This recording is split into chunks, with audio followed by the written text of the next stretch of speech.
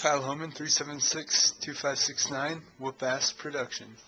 Working on the Cadillac. As you see here, finally got the body out the frame. And this is the frame. See how the back frame rails are not C-channeled? They're C-channeled, but they're closed, which is good.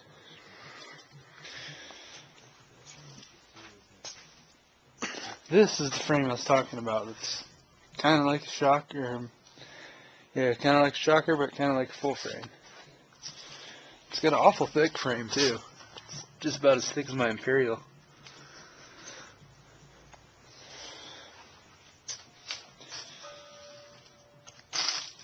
We've already done our A-arm forward welding. The only concerns we really have are how there's a hole here. These two holes here. Gonna figure out how to strategically fix that, but yeah, this frame is wide to the max. We didn't add any of this. This is all stock. This car was made very strong, probably to be able to hold the 472 and take an impact, I'm guessing. But yeah, very stout frame. What we're working on now is, this is the old Cadillac rear axle, which are not very tough. If you have a Cadillac, do not run the Cadillac rear axle. Some people claim they run them and they don't break them, but everybody you know says they run a Chrysler 8 1/4 or they run anything, and they have never broke one. But I know people don't break 9 inches. Very, very often they don't. So we put our small 9-inch under it. But the trick is the ears that are actually on the Cadillac are a little different. So what we did is we actually took the ears off of this rear axle, cut them, and we haven't yet, but we're going to weld these ears. This is from the rear axle I just showed you. We're going to weld them to this axle. So this rear end will be able to house old Chevy, new Ford, both of these, and Cadillac. So that was the experiment there. Double spring, like always. I always suggest you do this. And we're short shocking it, but we haven't got it to height yet, which I also suggest you do. Either take this and shorten the shock and make it to the bumper height you want and then reconnect it, or what I would suggest you do, what I always do, take a piece of chain from right here and connect it up here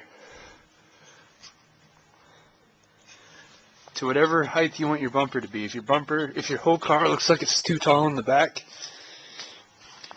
take a couple less pieces of chain, shorten your chain length, and reconnect it from there to there.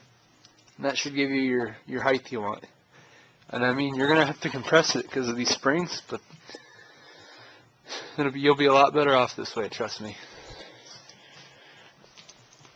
I guess this is really all I got for this video. Next step is figuring out where we're going to notch it. We have an idea, just wondering. So, we have ideas. We're probably just going to do it in the normal spots as we usually do, but just checking it out, reviewing it. Don't want to do it wrong and waste such a good car. Just going to keep this back bumper because I'm going to weld all this together. Of course, got it compressed, going to weld. With these, you got to make sure you weld the bumper to the bracket, this bracket to this bracket, and weld completely this to this, because you can have this solid, and this will come out unless you weld the crap out of it. weld all the seams, every seam possible on this bumper. And even tie all your welds together. Weld like crazy here, or you will lose this bumper. And you'll still have two really pretty welds right here and here, and it'll be for 9. So, yeah, that's really all we've got accomplished. But yeah, so I guess any information you guys know or want to tell me about this here Cadillac, feel free, post below. Yes, tell me what you guys are up to. Any videos of what you guys are doing or anything like that. But until then, peace out.